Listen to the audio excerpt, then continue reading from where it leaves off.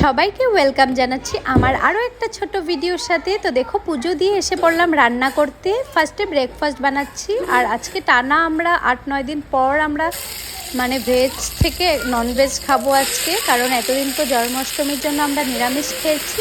কাল তো গোপালের ষষ্ঠী পূজা করেছি, তারপর আজ থেকে আমরা আমিষ খাবো। তো দেখো ব্রেকফাস্টটা সবচেয়ে আগে আমি ছেলেকে আর আমার হাজব্যান্ডকে ওদেরকে দিয়ে তারপর নিজের জন্য একটু করছি চা। তো চা খাওয়ার পর আমার দিনটা মানে স্টার্ট হয়। চাটা না খেলে আমার একদমই ভালো লাগে না। তো দেখো এদিকে বর আবার নিয়ে আসলো মাছ।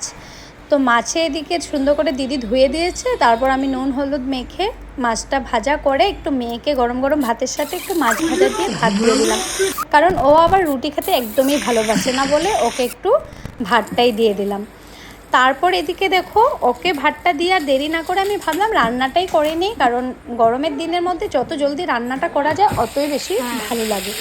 রান্নাটা করে একটু রেস্ট করা যায়। তো দেখো এদিকে আমি আলু আর টমেটো দিয়ে একদম পাতলা করে একটু ঝোল করেছি মাছে, আর সাথে মাছের মাথা দিয়ে চাল কুমড় দিয়ে বানিয়েছি।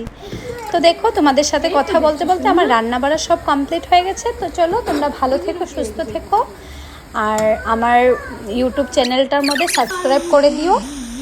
তো বাই বাই, দেখা হবে আবার নেক্সট ভিডিওর সাথে।